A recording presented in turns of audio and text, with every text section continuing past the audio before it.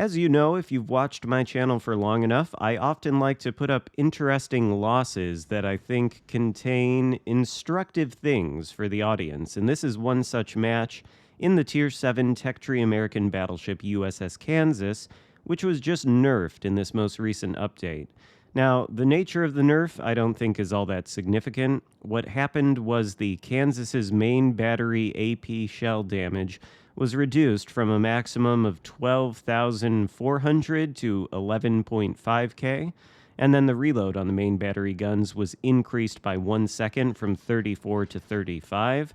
That means the AP is going to do a little bit less damage than it did previously, and the guns are going to take a little bit longer to reload, but the Kansas was not nerfed in the area where it counts, which is the accuracy.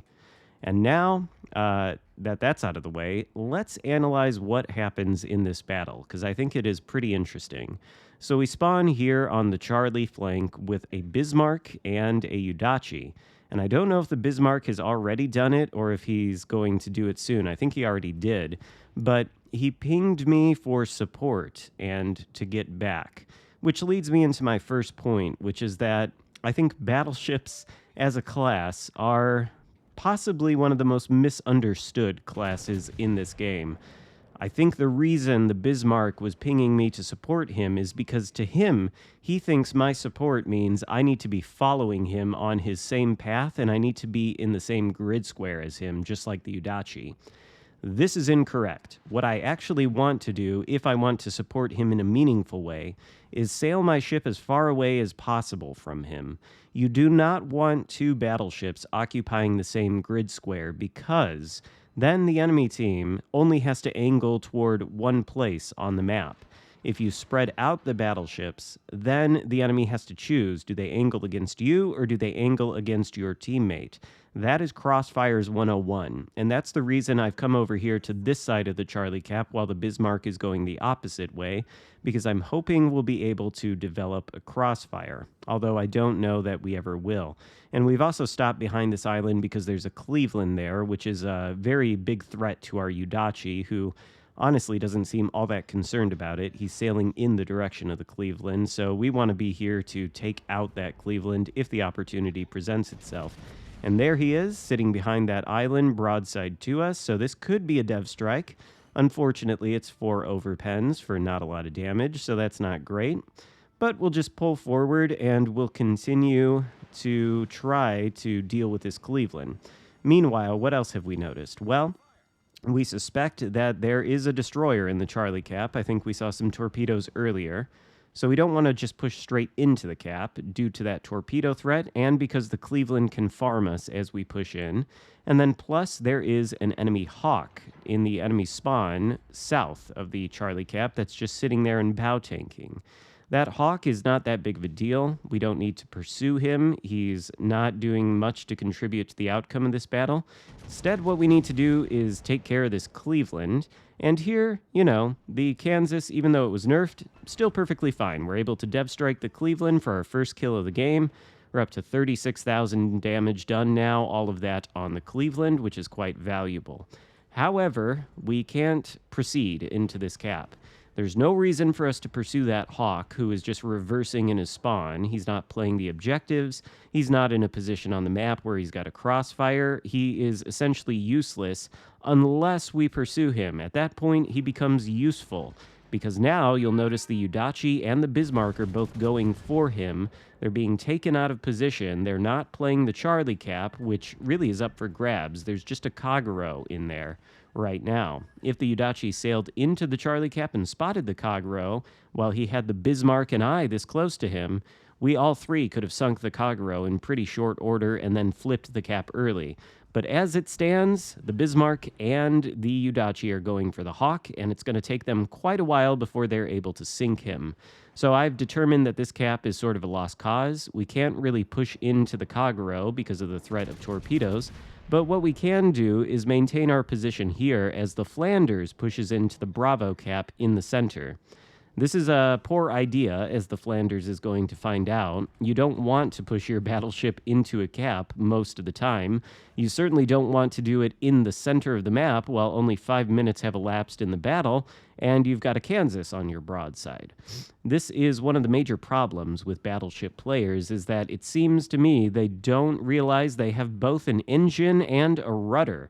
They seem to spawn and they think, okay, I've got to push straight in. If I meet opposition, I'm going to stop. I'm going to go slow. I'm going to bow tank and I'm going to shoot at the opposition until they have sunk.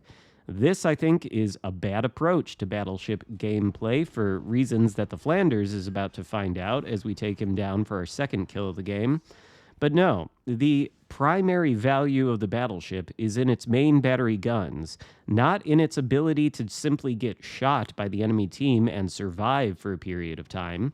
If you just push straight in, you stop, and you bow tank, you might be hard to take down. It might take a while for the enemy to sink you, but you're not actually really doing the thing that makes the Battleship as a class so valuable. And that is, you want to find a position on the map where you can access the broadsides of enemy cruisers and enemy battleships as they push toward some kind of goal. And what I mean by that is the enemy ships could be pushing toward your teammates in order to sink them. They could be pushing into an objective. Your goal is to find a place on the map where you can access their broadsides as they do it, so that you can stop them from achieving that goal and hopefully sink them. And ideally, you want to be paying attention to where are your friendly battleships on the map, and you want to be sure you're not in the same grid square as them. You want to make sure that the enemy has different angles to worry about different battleship guns from. That is the value of the Battleship, and that is about maintaining map control with your guns. That's the whole point of finding a position on the map where the enemy has to push past those guns for some kind of goal. And you saw there, that's what we were trying to do with the Cleveland and with the Flanders to varying degrees of success. Actually, pretty good success since both of them are sunk. But that is the role of the Battleship. It is to maintain map control by creating crossfires, by placing itself on a position on the map where the enemy team has to push past its guns in order to get to an objective. That right there is the essence of Battleship gameplay, and I think very few Battleship players actually think about that or play their Battleship in that manner while playing this game. In any case, the situation is pretty bad for our team. Now, on the one hand, they've lost 4 ships, we've lost 3. But crucially, they've lost 3 battleships, whereas we've lost 2 destroyers. All we have left is that Udachi. And by the way, both Udachi and Bismarck have finally succeeded in taking out the Hawk, so hopefully that means they'll turn around and go into the Charlie Cap. Meanwhile, we've got a Baltimore in Bravo, and we know that there's an enemy destroyer in Bravo and one directly in front of us. So that means we're zoned out from both the Bravo Cap and pushing toward Alpha.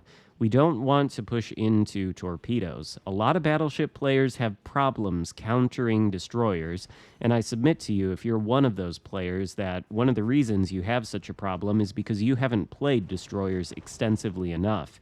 It's really not that easy to torpedo battleships if they have map awareness and if they are maneuvering. And so the best way you can learn to deal with destroyers in a battleship is by getting good playing destroyers yourself.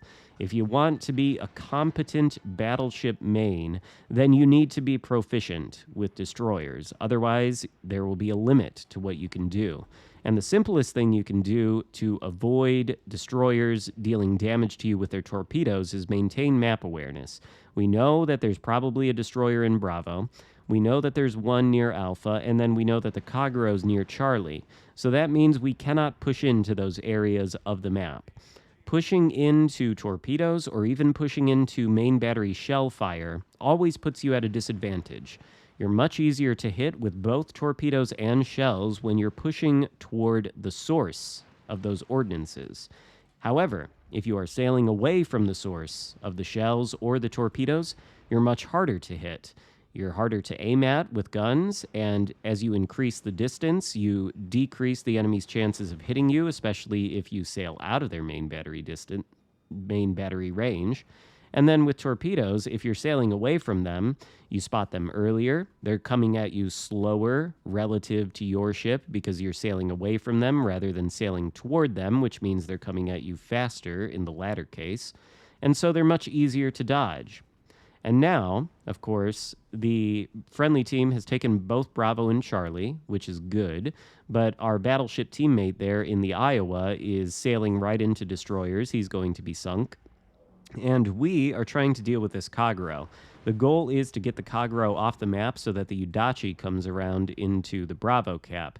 We want to take a shot at this Plymouth, though, although we're going to miss because of that island. But note, we kicked back on the throttle to 1/4 speed as we were coming around the corner, and now, as we turn the corner, we kick the throttle back up to full, and we make a hard turn to starboard because we knew the Kagero was spotted a moment ago around this corner. We were spotted this whole time. He knew we were coming. Of course, he was going to launch torpedoes at us, but it's very easy to avoid torpedoes if you don't sail in a straight line at a constant speed. We knew where the Kagero was generally on the map. We knew the direction the torpedoes would be coming in. We played with the throttle, and we made a hard turn to dodge every single torpedo. That is one of the ways to counter torpedoes. It's actually fairly easy in a battleship. Now, it doesn't always work out because sometimes you're going to find that you're playing against a particularly good destroyer player. And, those guys can do things that are unexpected. You might not know exactly where they are, and they can surprise you with torpedoes. But most of the time, it's not that difficult to observe the map, maintain good map awareness, and know, generally speaking, where the destroyers are at. Once you know that you need to not push into that area, and you need to not sail in a straight line at a constant course and speed. If you can do that, then you become much harder to torpedo in a battleship. Just ask that Kagero. He didn't torpedo us once in this game. And now, though, as we draw toward the end, things are looking pretty dire. We've only got the Udachi left. He is at full health, but the enemy team still has 2 destroyers and a mines left. Theoretically, we could win this match, but we'll have to sink all 3 of those ships in order to do that. And in order to sink all 3 of those ships, we need this Udachi to participate. We need him to not sink, we need him to spot the destroyers, and we probably need him to contribute to damaging them with his main battery guns if we have any hope of winning. But judging by the fact that this Udachi spent most of the game chasing an irrelevant battleship, I don't think we should get our hopes too high. Let's just put it that way. And plus, the Udachi as a destroyer is not a very good one. I know that's a hot take. So many people will disagree with that. But the reason I say that is because Udachi, while it is very stealthy and the torpedoes hit very hard, it doesn't have a lot of HP. In fact, it's got very little HP. And the guns are not that great. If he gets spotted, he's probably going to lose a gunfight to the remaining enemy destroyers or just get hit by this mines. And right now, we're actually making what I think is a terrible mistake. We're getting too greedy to get the back turrets on the mines. As a result, we beach ourselves on the island, broadside to this gap, and there are torpedoes coming at us. So, of course, we're going to take 1 torpedo, which reduces our hit points down to almost nothing. We'll have to DCP that. We do end up taking out the mines for our 4th kill of the game.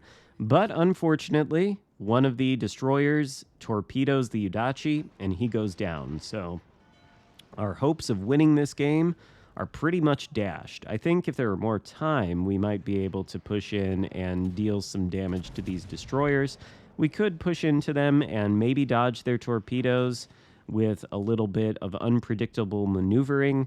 But there's just not enough time left, and then the Z-44 manages to get a lucky RNG fire on us as our DCP is on cooldown. I initially thought this fire was going to be lethal, but we're actually going to finish this game with about 2,000 HP left. And the other enemy destroyer, which is not the Z-44, is about to push into Charlie and start flipping that. So that pretty much seals the deal. There's really nothing we can do here, and the reason we've lost this game in large part, is because the enemy destroyers played very well.